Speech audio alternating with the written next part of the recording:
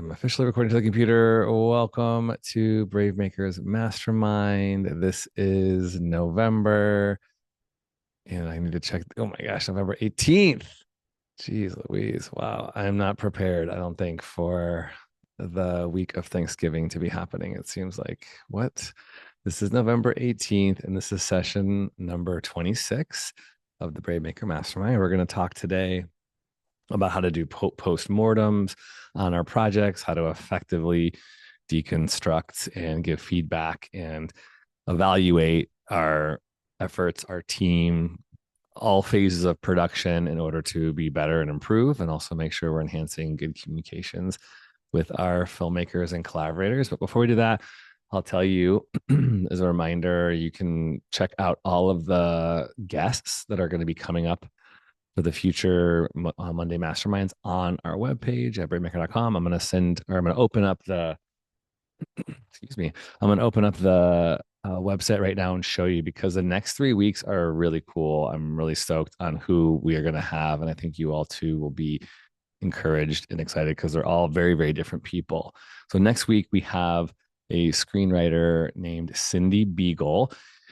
If you've been following the podcast at all, she was on, I think, a year or two ago. So I will send that podcast out to you. That's going to be on the 25th. Can everybody see the event link? Yeah, great. So that's here. And just to show you, if you click on them, you can obviously see the name, but then you'll see the IMDb, or somebody if they have a website, that kind of thing. So we have Cindy Beagle. She's sort of like this icon, has been around for quite a long time, like us back as far as Laverne and Shirley, but she's still very active. If you are on X, Twitter, she's doing some really great work there. She's constantly talking about the industry, and she's also being very active with trying to connect people, especially emerging writers and filmmakers. And then, the reason why I'm connected to her too is we just started chatting on Twitter. And so she's been very helpful to me. She promoted this mastermind to a few of her people. She is in New York. So that's another thing, is she's getting some East Coast people aware of what we're doing. On December 2nd, we have Franco Sama. He is a producer. He also does a lot of talking about financing and distribution stuff. Can you all see? Can you all see? Give me a thumbs up if you can see Sama Films on the web. Great. So again, I just put these links and the information on the bravemaker.com/events calendar, so you can do the following and researching if you'd like, so you can come prepared with questions. I've also invited him to come to the film festival to do a financing type workshop. So all building into the relationships and networking we're trying to do. So he's got a lot of programs, kind of, you can take workshops from him. He does consulting. I actually started talking to him, consulting about a feature film of mine way back. So that's how I'm connected with him. So that is the first Monday in December. And then we have a Oscar nominated, award winning makeup special effects guy named Joel Harlow, who will be here on the second Monday of December. And all this information is here. So please, take a look, follow if anybody's interested in this kind of work. I think it's just cool to have connections with people who've worked with really amazing actors and on films. Can you see Morphology on the website? You all see that? Okay, great. So follow along with Joel. And this is probably getting a little too in the weeds, but the reason I got connected to Joel is because of our new connection with this guy named Stephen Cuoco, who is now one of our BraveMaker jury members, meaning he's just watching films. He's an East Coast publicist, Stephen Cuoco. And if you are following the BraveMaker Film Fest Instagram page, you probably have seen him doing some posts. It's just really cool. Again, just all through social media. He reached out to me. I started talking with him. He probably will come out to the film festival. He's looking to start his own film festival in New Jersey, but he represents a lot of talent in different ways. And so he's been watching films on Film Freeway.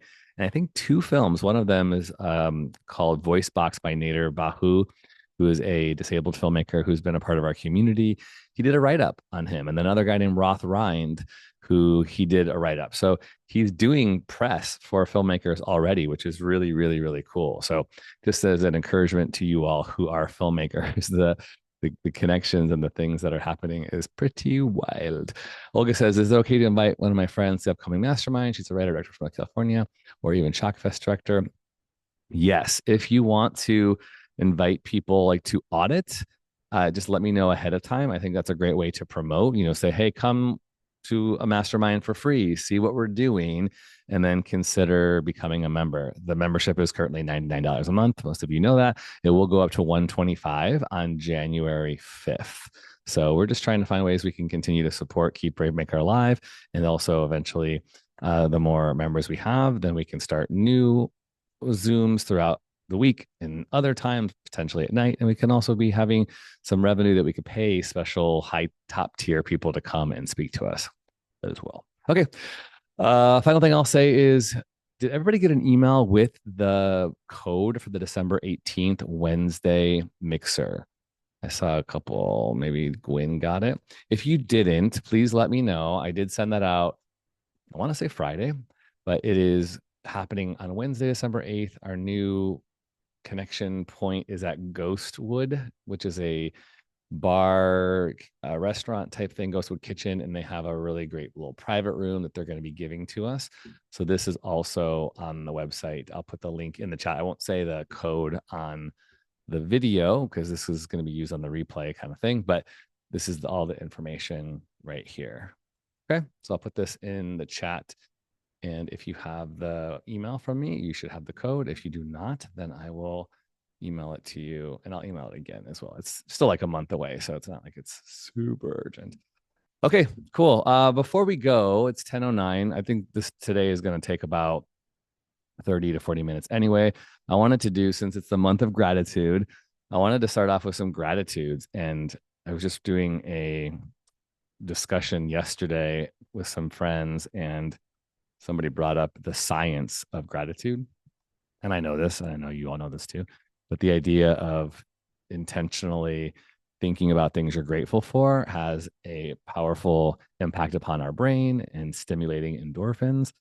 But there's also great research on when we are the recipient of expressed gratitude, how when people say thank you to us, if we don't cancel it out by saying, oh, no, it's nothing, or no big deal, or, I'm just doing what, that it actually can make us and lift our mood, make us healthy, increase all the positive things that our body needs. And especially now, some of us might be feeling burdened, taxed, frustrated, discouraged, in any kind of unhopeful way.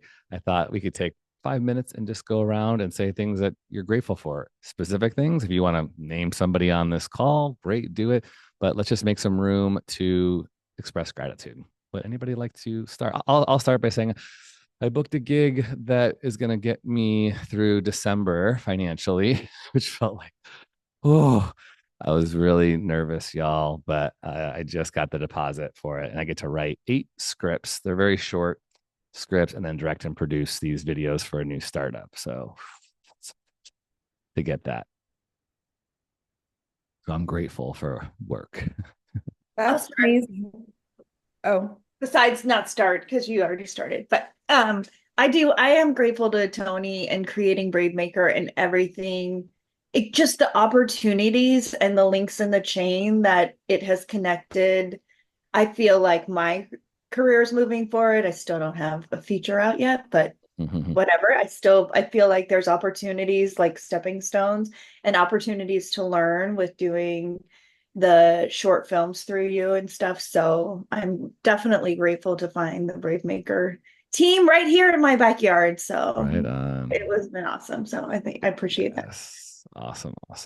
Thank you. I want to go. I was writing already in the chat because I got reminded like I wanted to tell. Is Stacy here today? No, huh? Oh no, she's working on her short because she goes to Paris on Thursday. Wow. Well, I just wanted to thank Gwen and Stacy because they mentioned the Quick Grant, and I'm in another version of this that's very like actor heavy, and so it's going to allow me to pay for 5 months of that. And you got it? Yeah, I got it. Yeah, and I'm developing like businesses adjacent to acting through that course, which is really great. I'm just like being able to, I'm grateful that so many people are encouraging me and teaching me and like basically just reminding me that I am the shit and that I should charge people for stuff because I've always been like, no, well, it's actors and I don't really want to charge and this and that. I'll just give it for free. And it's like, I'm gonna get emotional. Do it. How am I gonna allow myself to like get the money that I deserve if I never say like I deserve it? You know, so this year has been that for me, and I'm so grateful for, of course, BraveMaker, because like Kelly is a badass. I mean, everybody here is a badass, but like working with Kelly, producing, not Creature Comforter, Infectious Theater Infectious. was like so amazing, and like I cannot wait to work with Kelly again as an actor, as whatever. So I'm just really, really grateful for people in general, like actors, artists, people who are making events that take a lot of fucking work and a lot of money. So definitely so grateful for BraveMaker. I always talk about BraveMaker everywhere I go. Tony, obviously you're doing an amazing job and I hope that you feel it every single day. So I'm gonna stop now. Amazing. You are the shit. You should receive that for sure. That's great. I'm so happy to hear that grant came through for you. That's awesome. Congrats, congrats. And if anybody does not know about that, you should put the link in the chat because they have rolling submissions for that. Very cool. Anybody else? Any gratitude you want to express? Feel the endorphins. Go, Olga. Yes, and this has been said before, today and always, but Tony, always to you, for BraveMaker, for bringing people together, for having this amazing community, which is truly one of a kind. There are a lot of beautiful people in the industry. It's probably one of the most sincerest and the most open-minded and supportive communities out there, but BraveMaker has its brand of inclusivity, of inviting people of all backgrounds and really just seeing people for who they are, not for their IMDb credits and their numbers and their goals, but actually, oh, you're a human being, let's talk. That's, I think it's so valuable and so special. So thank you to you for that, all for us here on the call and just knowing each other in general. This festival, Shockfest in Vegas, was amazing. They're also really cool people, really fun and supportive. And thanks to Belgica, who was Isabel in Effervescence, and everybody loved Effervescence and loved Belgica and Daryl. And they said, wow, these two guys, like the crying man, it was like Daryl's brand nowadays. And yeah, just in 12 minutes, like, whoa, you put like a whole thing in 12 minutes. So that was amazing, but also because of BraveMaker, because if not BraveMaker, this film would not have happened, especially not in 2024. It could have been at some point later, but I do believe for me it was a huge kick in the assets to actually go and make your movie and make your thing and not wait for permission, not wait for someone to be your producer, like be a fucking own producer. That was the thing. And yes, so that happened. And also just, you know, for always being there for us and so that for connecting people, because online is great, social media is great, but actually seeing faces and seeing like this calls and this community events is so valuable. So thanks, Tony. Thanks, guys, for the call and everyone who's offline too, because you're rock stars. I love you all. And yeah, happy November, happy almost end of the year. Woo woo. Thanks, Olga. That's great. So the simplicity and the power of just seeing people face to face and sharing knowledge and getting together and the fact that people are working together, it's awesome.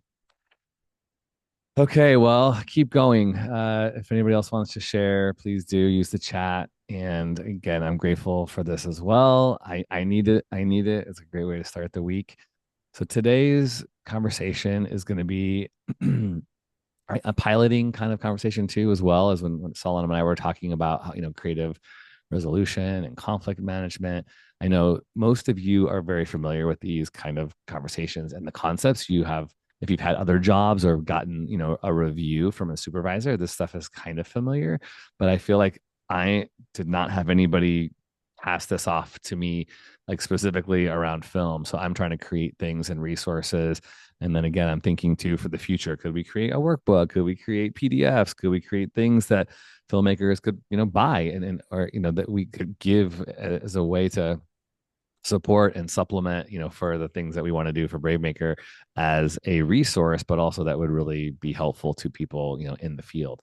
So I'm going to try to make this as interactive as possible. And I'm looking for stories from you all as well. But this is like, when I think about the feedback process, we've all at the end of the day kind of had a little huddle right on set, like, hey, how did things go today? What did you see? What did you like? What sucked? Or in the middle of it, we kind of like during lunch, we're going, oh my gosh, what a shit show. How are we going to save this or whatever? I think the more intentional we can be about this, and also preparing people to know this is coming so that they know that they have an avenue. I'm also really aware of how difficult this can be for some of us, because it's not easy to say when things didn't go well. It's not easy to call things out in our collaborators at times. Sometimes it's like, I can't wait to rip this person a new one. But I think I just want to see more of this happen, and I want to get better at this, for myself too. I know I have blind spots. I know I'm sometimes doing too much. I'm not aware of certain things. I could, you probably heard me say before, when I did my feature, we pushed too hard on a day, and that caused some disruption of people's peace because we went beyond a 12-hour day. And so those kind of things, I think, you can't help the balloon just bursts because the pressure is so hot and heavy. But this template are, again, there's probably a million different ways we can do this, and I'm open for your ideas and input. But let me just say, first and foremost, if all you did was this very top thing, I think it would be super helpful. And I got this from my other job when I worked in another nonprofit, when we would do event debriefs, because we did a lot of events like holiday events and things like that. It was basically called stop, start, continue, aha. I don't know if anyone has heard that language before, but it could basically be just like this kind of 4 quadrants. So you would do something like this, and you would give everybody a piece of paper. Obviously, you could do it digitally, but if you're in person, you would just give everybody a piece of paper and say, all right, start writing, bullet points in these areas. And the questions are, so I know stop kind of is the first one here, which kind of seems like a negative, but it's probably better to start with continue, which is the first question. It's like, what worked really well and what should we continue doing? So on this film project, and you could do this at every phase, right? So I'll share this document with you. In fact, if it's helpful, let me do it in the chat right now. I'm going to share it with everybody. I'll make you all commenters. So if you see something that you want to comment, I will encourage that. I won't make you editors yet, because sometimes people accidentally delete stuff. I don't know what that quite. Yeah. So the whole document is very detailed, but the very top is what I'm focusing on right now. Stand by for the chat link. There you go. If you feel more like you want to follow along in real time like that. So the first question is, what worked well? What should we continue doing? Now, in the detailed questions below, you'll see you can do this at the very end holistically, and then look at every single element, like pre-production, production, post-production, release, etc. But I think let's just, for whatever, for intents purposes for this right now, think about it in regards to like at the end of production, or even at the end of a day, like day 1 of a 3-day shoot, short film or whatever. It's like, hey, what worked well today? All right, what should we continue doing tomorrow? And people start saying, like, just like, oh, we should definitely continue making sure we have a 45-minute lunch, or we should definitely make sure we have trash bags and have our production assistants go and collect trash right after lunch. So these are things like affirming each other. And I also like, if you've been on my set, you've probably seen these before too. I like to make sure we're encouraging people specifically every day, starting with a small 10 to 15-minute huddle. I've been on shoots before where it's such a great huddle that it goes way long because everyone's feeling the love and the energy is really grooving. And sometimes you're like, okay, we got to cut it off because we actually have to shoot something today. But I think that's really, really, really important, is to make sure, in my opinion, is you're talking about the positive things and affirming people for doing good work. Because if we've all been there. We've been a part of a set that maybe has been not as encouraging and not as fun, and things aren't going as well. So anyway, you can cut into that, debrief section with positive things is important. And that's the whole concept of continue. Pat yourself on the back. And then you should go, all right, what should we stop doing? What should we never do again? And I'll just open this up real quick. Is there something that comes to mind instantly for any of you when you think of, oh my gosh, I did this and I know I will never do it again on set? Is there anything that comes to mind right away that people want to share? I know for me, it's bringing people on that I don't know very well, without getting some sort of background check or even reference. So now when I do volunteers, even for BraveMaker, I request a couple references with emails and phone numbers so that I can just follow up and say, hey, how is it like working with this person? Even if it's just in an email. And if you get someone saying, hey, can we have a conversation about this? Ooh, that's not a great sign. Sometimes people don't want to type out negative things. So that's something that I will never do again, is bringing someone on that I don't know. In fact, I just got an email. Some of you, I know this be the case too, got a recommendation from a filmmaker from our film fest from this past year. Recommended a filmmaker's coming up to the Bay for the holidays, and they reached out to a few of us saying, hey, I'm available for hire. And I just said, hey, I would love to get to know you. I know I'm actually have a shoot in a couple of weeks, but I don't hire people I don't know. I usually hire from within. And I don't mean to be that negative, but it's like I really like to work with people I already know, that I already work with. Sometimes if I'm desperate, I'll hire somebody new, but that takes more effort and energy. And I'd say, hey, start getting involved, volunteer, come to one of our sets, come to the film festival, get to know each other, come to the mixer. That might be a way you can get hired. But anybody else have a thing that immediately comes to mind that oh, I'll never do that again? For me, it's like a little bit of a quick, obvious one in pre-production, basically, because it's the night before. Like, I often will push myself if I have a lot to do and then go to bed late. And then that means I go to set with like 5 hours of sleep instead of 8. And I just know that I function so much better if I have a full sleep. So that's just like a reminder to prioritize your health. Yep, that's great. Yeah, so scheduling wise, I never want to be working late and last minute, which goes back to the pre-production stuff. Is if we're planning well and scheduling well, that's going to only benefit us in production. Yeah, good. Thanks, Balika. And I see you put something in the chat. Google Forms after we wrap film day. I do retros with the producers, and we just ended a meeting. Yeah, great. Intentionality. And it's great if there's one person who really leads that too. I think that's awesome. Gwen, what do you got? I will try to never again shoot at my own house. And that's not because it was a bad experience to shoot at my house, but it's because I'm the person that knows where everything is. And so, as well as all the creative decisions I'm trying to make, people are like, where's the bathroom? Yeah. Right? Where's can I have a glass of water? Can I do this? Can I do that? And so I was just being peppered with those questions all the time. And it was like part of my brain that shouldn't have been functioning right then. Do you know what I mean? The logistical part. So I think in the future, I'd be better about having the producers do the locations so that I could be like, I don't know, ask them. Yep. Right. That turned out to be like my best possible answer to any question was, I don't know, ask Sam, or I don't know, ask one of the producers. So I would try to make that true rather than just pretending it to be true. No, that's huge. That goes back to, thank you for sharing that, Gwen. That goes back to like what can be improved for next time. And I think on indie films, especially on any films, I mean, when you go to the bigger films, this is so clear. But on our indies, when we're doing a lot of things and we're wearing multiple hats, the director is also producing, is also production design, is also venue, location manager, Gwen, right? So I think one of the biggest things I have noted in my own is getting as much information to your cast and crew ahead of time in a document. Sounds like you do that too, Belgica. But even when it comes to knowing production assistants who don't know protocols, they're going to go to the director because they just think the director is the person they should ask every question to.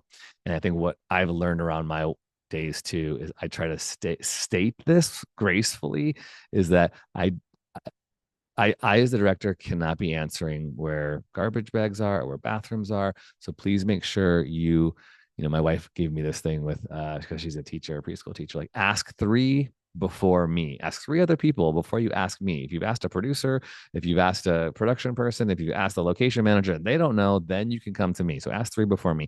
So something like that to make sure you're, improving set expectations and set etiquette. I think I've shared this with you in the past, but I'm going to put this as a reminder. I have a best practices for set I'll include that in here, which is something that's like a 2-page document I created because of our academy, because we do a lot of that training and people who have not been on set.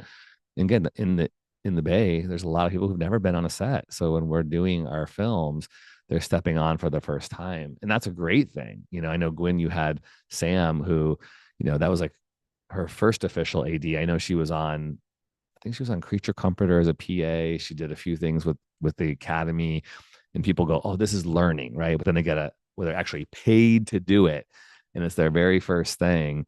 That's a lot, you know, and the improvement is something that's going to be ongoing and happening. If you just, I like this language too. I'm practicing this with my kids because I never want to shame people, but there are things that are just they shouldn't be done. Don't ever do this again. And I don't want to say, hey, don't ever do this again. But I say things like, okay, so for next time, what I would like to see is blank, you know, to my daughter. What had happened the other day? I forget what it was. There was something that happened, and oh, it was like we had an appointment and I was like, we need to leave at 10 or 10:15. I gave this 15-minute window. And at 10:10, I was like, okay, are we ready to go in 5 minutes? And she said, yes. And I'm still like, kind of just, I'm ready to go. I'm dilly-dallying around. I'm like picking things up. I started loading the dishwasher. And then at 10:17, I'm like, hey, we got to go.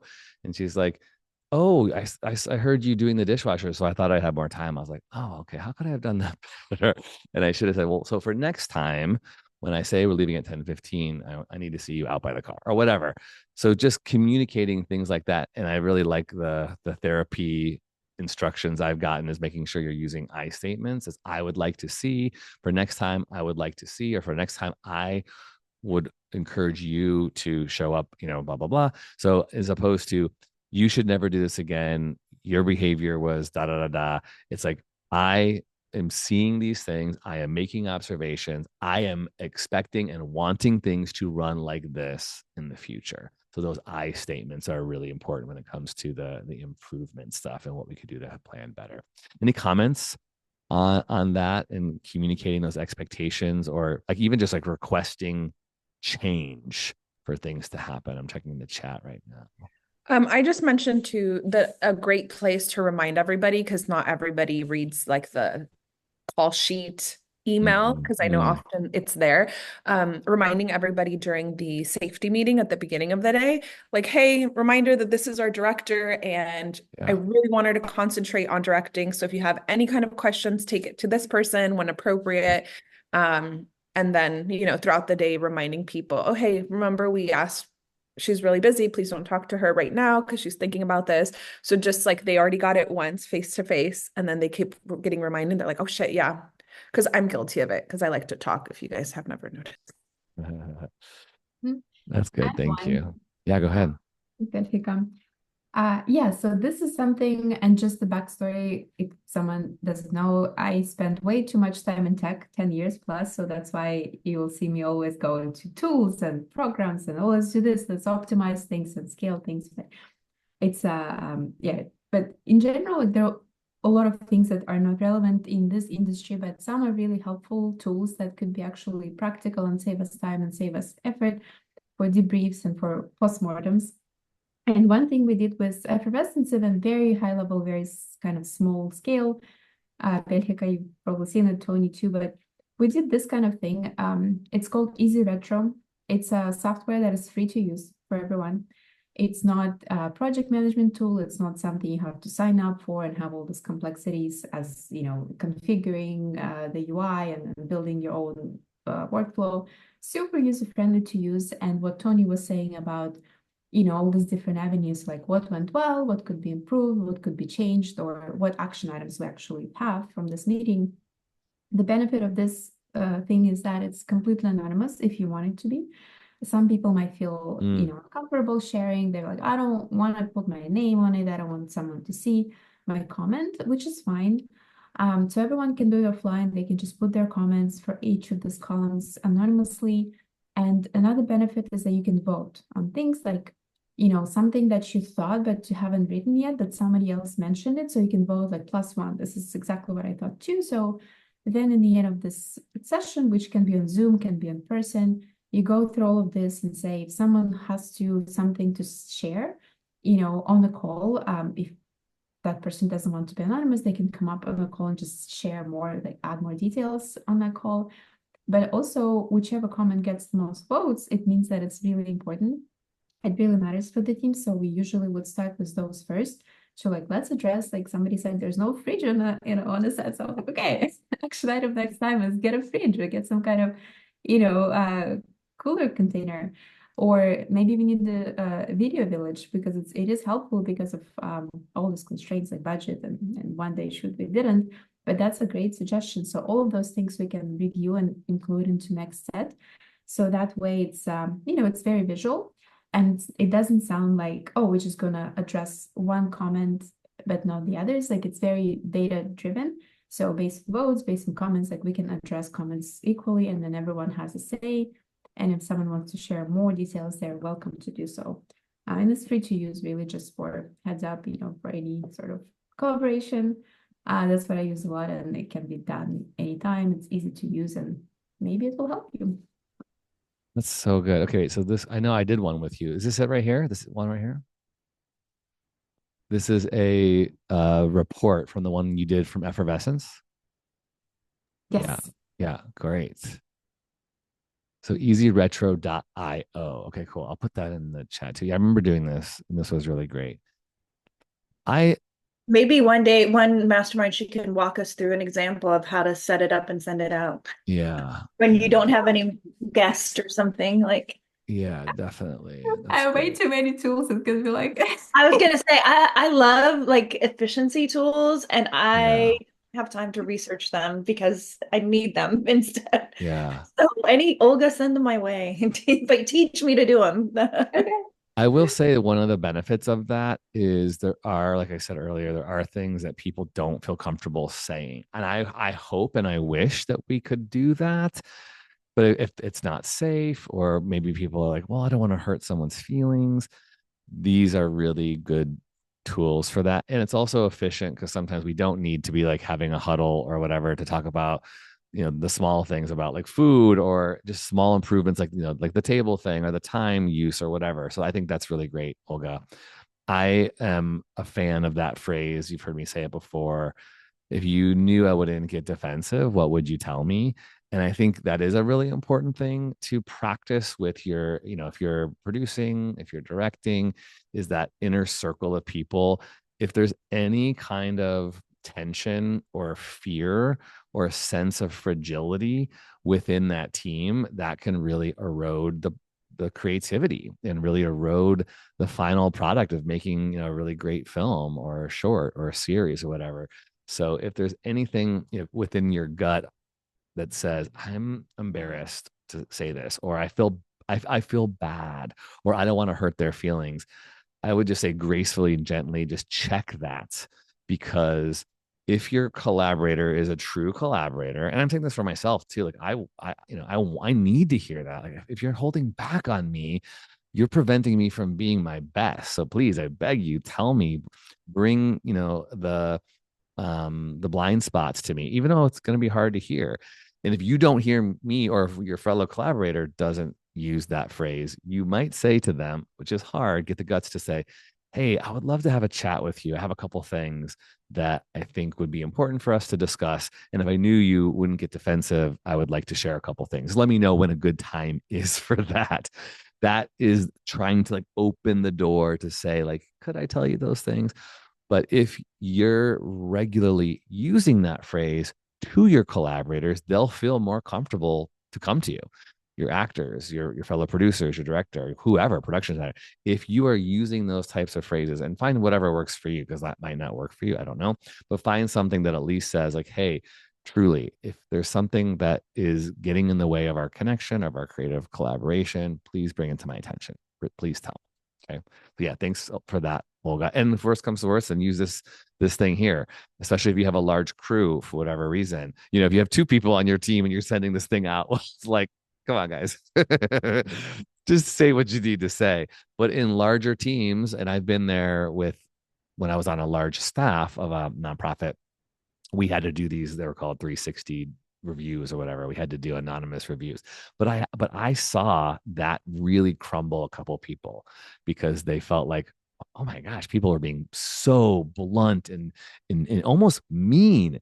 It's this weird dynamic, I think I would want to be careful for in certain spaces, because if people are unleashing and tearing you a new one anonymously, that's where it's like, oof, I don't know if that's the best. Okay.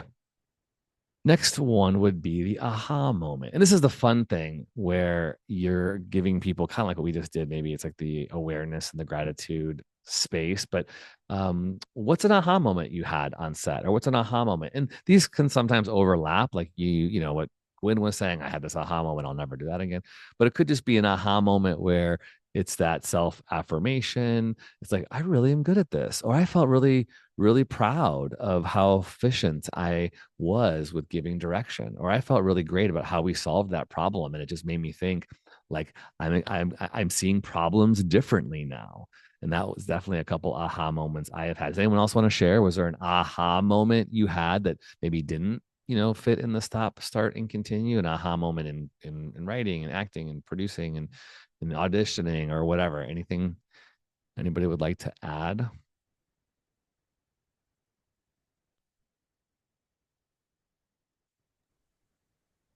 I had an aha moment, which Yeah. is that I'm a very opinionated person, and I can look at almost anything and have an opinion about it.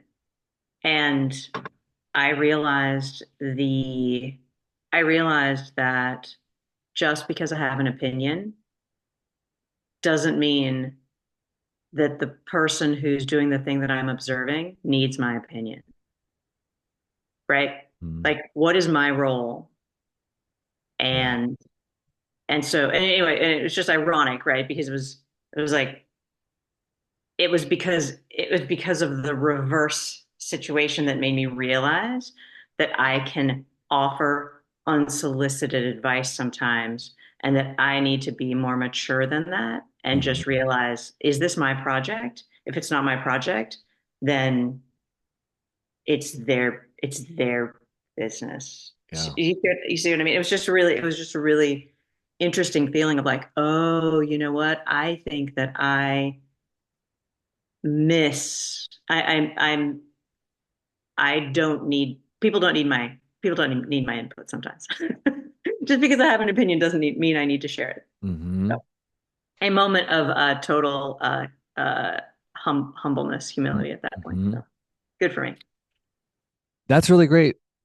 A personal reflection. And I think my aha moment has been using that language is important. So, yeah, we all have opinions, right? We all see things differently. We all see creative ways that things could be done. And when you are the director, well, this is you're the person calling the shots. So that's good. You need to have those opinions. Now, when other people call that into question, or in ADs, like, we have to cut a shot or two because we're not going to make the day, then you still have to engage in that. What's your at your discretion? What's the best use of this time? What do you really need? What's the creative license you need to take? What are you okay? Blah blah blah. You still have to engage in that as the visionary. And I think saying that, like, what do you all think? What's your idea? What's your opinion? Actor, direct, producer, anybody else? Like, now's the time. I'm open. I have 5 minutes because we have to make this hard decision. You take that all in and you go, thank you so much for sharing your opinions and your ideas. Because there is not one right way to do certain things, right? There's safe ways. So you have an issue that's all about safety. Yes, there might be only one right way to do it because this is the safe way. But in other ways, I think that's really important, Gwen, for you to acknowledge. Like, my aha moment is, yeah, there's 5 different ways we could do this. And my opinion is to go this way. So I'm going to do this. Cool. Now, on the other side, when you're producing or when you're not directing, like Gwen, you were on set multiple times for me directing. And sometimes, hopefully, you heard me say, anybody have any ideas? I try to open it up. But when that director doesn't, and you're thinking in your head, like, oh, we could do this better, or this could be more efficient. I think it's still a positive way, a positive thing when someone says, hey, this is just my opinion, but I wanted to offer it to you. I could be wrong. And I love when people say, I could be wrong. I don't know, but this is what I'm seeing. and then they just put it out there and the director can go, hey, thanks, or oh my gosh, I'm so glad you brought that to my attention. And it's not a pride or ego thing. If you can walk away and go, I'm not going to say do what you do, your funeral, bitch. No, it's not that. But backing off and saying, I really truly just wanted to offer it, you know. Yeah. And there are times probably, and then offering it once and then letting it go if they don't yep, take it, especially when it's your job. Sometimes you've got, like if when I script supervise, like it's your job to catch things when things aren't going. So you have to offer it up or else you're not doing your job. But then letting it go because it is the director's choice yep, at the end of the day, yep. But if you didn't offer it, then you're not doing it. You're not. And that's one of my pet peeves on set is when someone at the end of a day will bring the idea that could have solved the problem, but they didn't. They say, I didn't want to interrupt, or what, it wasn't my place. And I'm like, no, no, no, no. It is your place. If you saw a continuity error, if you let us film for 3 hours in the wrong wardrobe because you don't want to say anything, no, right? So it's a balance. And that's that creative relationship that we're trying to create in collaboration that I think is really, really important. So, but again, if our egos aren't going to be tarnished or tainted, it's like, what's the best thing for the story? And and sometimes when you're going to be on a set where a director just has to cut their teeth and figure out. But if you're doing your due diligence to support that person because you truly want them to win, and I think we've all been on sets where we felt like the person doesn't want us to win, that's the worst. I've been there and it's like, ugh. But if you're with people who go, I really genuinely believe they want me to win here, and they might be saying something that's hurtful or hard to hear or that really comes up against what I thought was the best, but I hear it with good intentions and I still can push through it. I'm like, that's cool. Thank you for sharing. But those are the kind of partnerships Mhm. I think we want to create and establish, right? Okay, cool. That was good. Anything on else on that when it comes to Like, aha moments? yeah, I would like to add to, you guys can hear me right. To kind of, yeah, like trusting your gut, as they say, or I think on the flip side, sometimes there's a lot of cooks in the kitchen and Mm-hmm. you start second guessing yourself. And there's been moments where I was like, oh, wait a minute, like I really do see this mapping out, especially if you're like in a role of a director, you're like, there's this pressure of trying to get feedback from everyone at the same time. It's like, how do you block out some of the, I guess like the noise, right? Or you start second guessing yourself. Okay, maybe I shouldn't do that. And the truth is that, at least from my experience, and I'm still like to your point, Tony, like there's still moments where it's someone could say, "Hey, after a certain amount of time, that suggestion would have been helpful." Like I've definitely had those moments, but I'm learning, and specifically in like this latest project, I'm like, oh no, it's okay to trust yourself, make mistakes in the process too. Yeah, totally. Yeah, and yeah, just like trusting your decision, your creative decision, I guess, whether they love it or hate it. Mm-hmm. Yeah, that's great. Trust it, trust your gut, trust your creative decisions, own it, be responsible for if they do fail, and that's okay, right? I think there's times when I've gone like, I kind of bummed I made that decision. But now my aha moment is learning from that and trying to be more open and go, okay, next time I'll do it differently. Cool. Thanks, Figo. Okay, I wanted you to see I did put the link to thank you, Malika, put the YouTube video where we talked about best practices, and then here's the document that there probably is way more I could be adding onto this too. So again, if you see anything that you think would be great to add, this is trying to be like a real simple overview. To Belhika's point, people don't read stuff anyway, which you want them to. You want them to take at least 10 minutes and look at the call sheet, but you know things are coming at us a lot. Our emails are barraged, but this is something that I have begun to send out to our academy and new actors and new crew members just for little things, because people that truly don't know quiet on set literally means shut up, don't talk, you can't whisper. And we had an academy set one time where people were just like whispering in the back, and an actor was really flustered by the whispering and I didn't even hear it because I was so focused on the actor. And I said, cut. And the actor said, oh, there's people whispering. And I was like, oh my gosh, I wasn't even hearing it.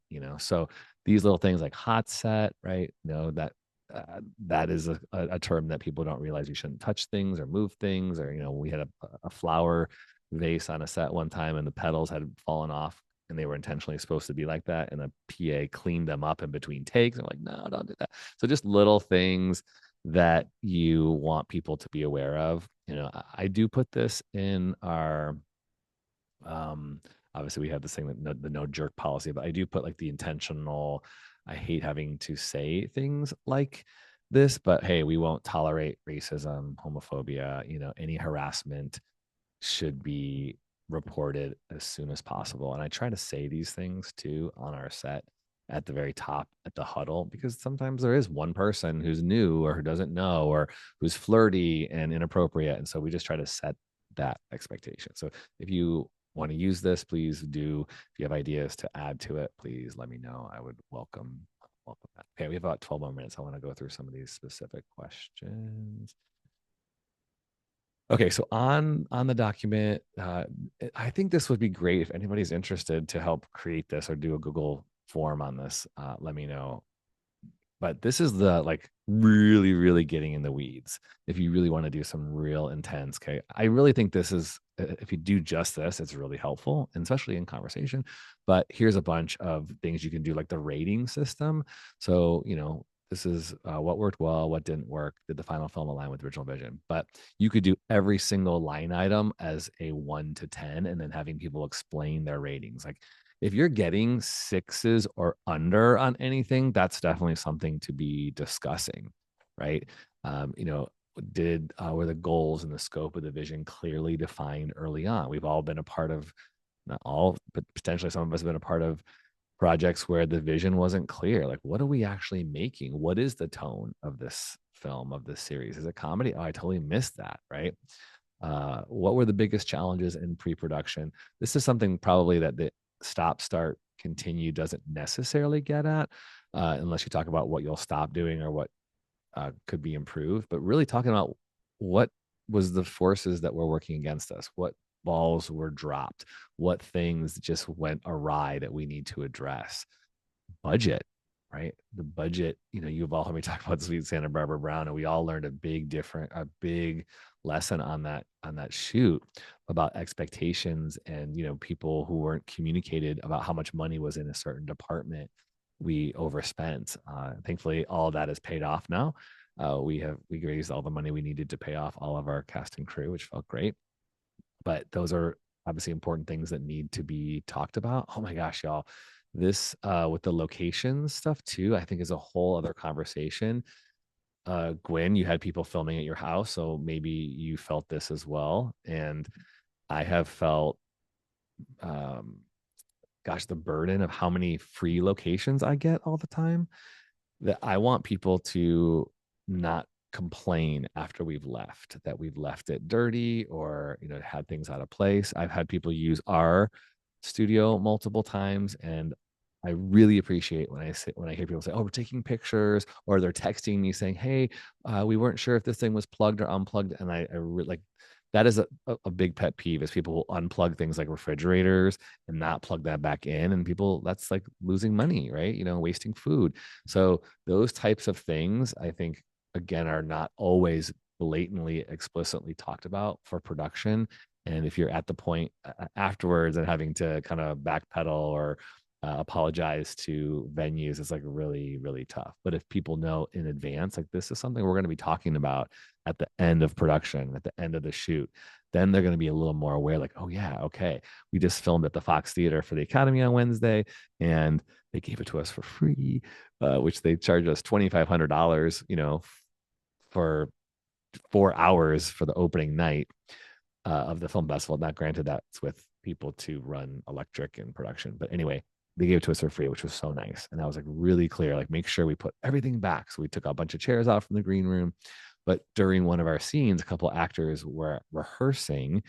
And so after we were cleaned up, everything was going, there was like 4 or 5 of us doing the final lap. I walked in the lobby and I saw a group of chairs, just 4 chairs in the middle of the lobby, like facing each other. And I'm like, I know these chairs weren't here. It must have been the actors who pulled the chairs, to face each other for rehearsal. But little things like that, right? Like just simple, put those things back. And And I don't think people do it intentionally, but they just don't have the foresight to think.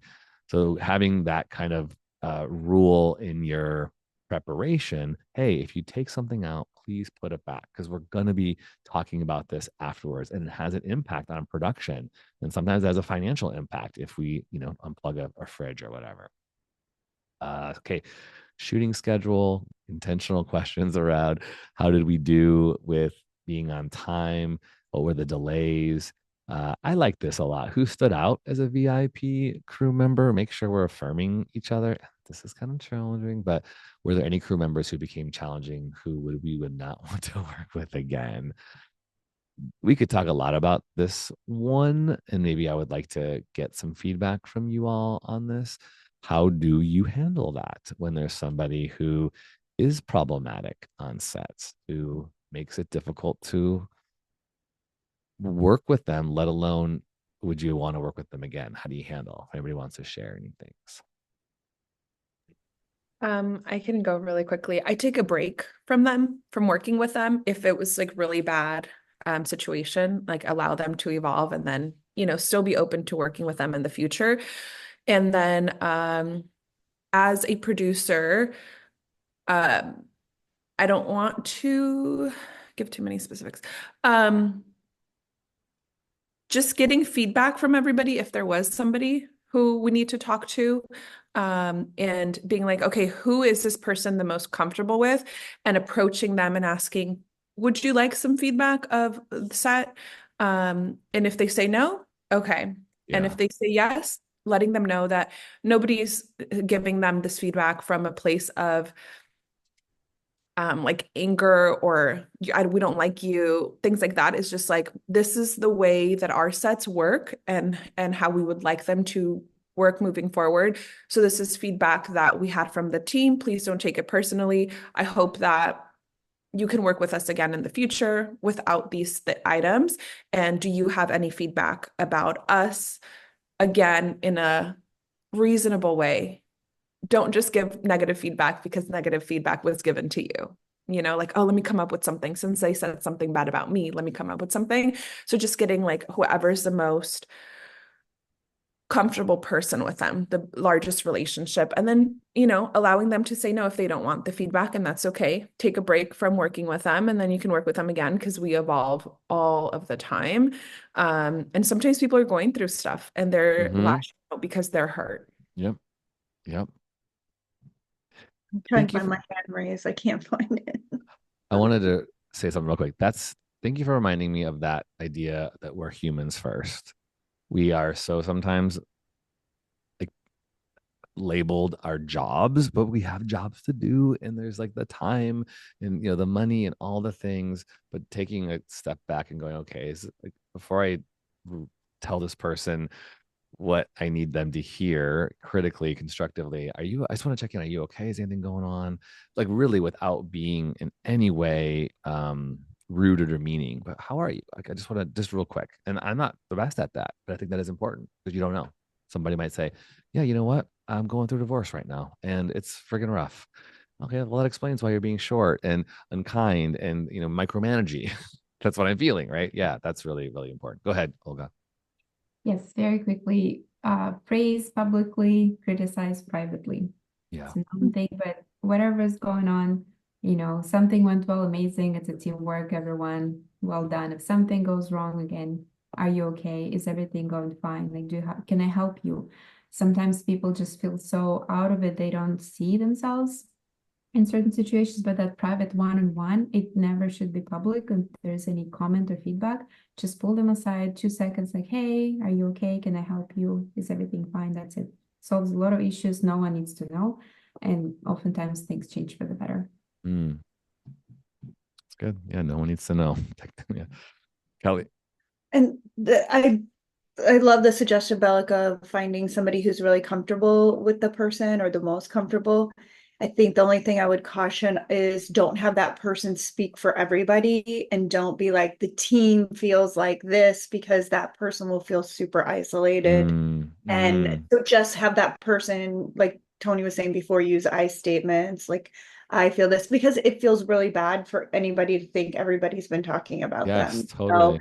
let that person, if they feel comfortable, summarize everything, but without them knowing that it's the whole team talking about it. And if they're not comfortable sharing all the extra stuff, just start with what they experienced, and then Great point. the rest can come up. I just think that that's such a negative feeling when. Great point. Yeah. And it sounds kind of gossipy. People, when I hear this, people have been saying, people are Yeah. talking. No, Yeah. don't use that. Bring specifics to me, share what you think. And if there's anybody else who needs to talk with me, please encourage them to come to me because I want to hear it. But yeah, yeah. Because if somebody says to me like, well, everybody feels this way, it's like, well, I just want to run and not Yeah. like if you feel like that. So that's Yeah. my experience anyway. Yeah. Again, going back to let's treat each other humanly. Let's bring these things up with grace. And there might be a reality where we don't work together again. I have had a couple experiences where I've had these conversations and I just don't think the person is the right fit for my culture, meaning like this isn't the vibe that I have on my set. And I know there are certain roles, or personalities in certain, like there's certain directors, right, who have a vibe, who like to come on set and like to snap their fingers.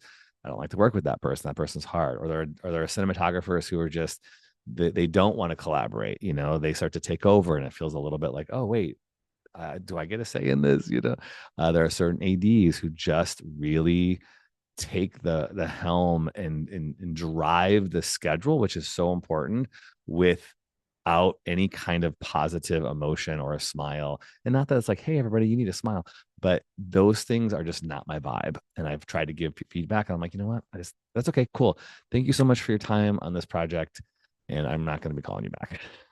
And I don't necessarily need to say that to everybody. You just don't call them back, right? So if you're not getting called back on certain things, sometimes it is good to ask, hey, can I ask you why you didn't call me back? And then it's like, yeah, I need to say that the culture didn't fit. I didn't like the personal, the clashes we were having on set. I didn't feel the warmth that I really care, that I really expect, to be treating people in our collaborations. Okay, we have a minute. So Olga, I see you making a comment about maybe making these separate documents. So I'm definitely looking to see what you mean on that. Please definitely tell me where the separate documents could be. Maybe you're talking about after the post-production stuff. But I think these questions, when it talks about communication is really important. This also seems very overwhelming, there are so many questions. So that's why I said this might just be enough. Okay.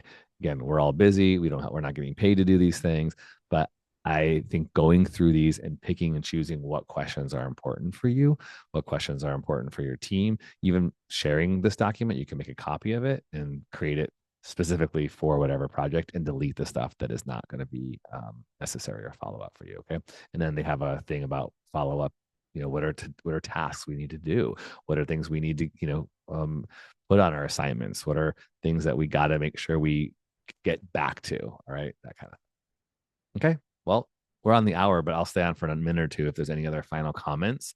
I will put this link in the email for those of you who are watching on the replay. So if you missed this and want to add to it, you can. Remember, look at bravemaker.com/events for all the three guests that we have coming up in the coming weeks. It's going to be really cool. But thank you all. I'll stay on, but if there's any other comments or questions, please do. Yeah, there was just something I wanted to share that I don't know if I stole it from anybody, but I've gotten positive feedback. I probably did steal it from somebody, but I have asked as a producer to not talk about work during lunch because I really want people to take that time. Because I mean, just like in everyday scheduling, you need a break in order to feel better creatively, in order to breathe. So I've asked my cast and crew to not talk about logistics, but I understand that sometimes we're so behind, people are worried. So I asked them, if you do need to talk to somebody, schedule it. Say, hey, during the last 5 minutes, during the last 10 minutes, can we just chat a little bit about this problem? And these last 2 times I implemented it to set, and people seem to be really happy, especially people like the AD and the director who usually talk about work during it.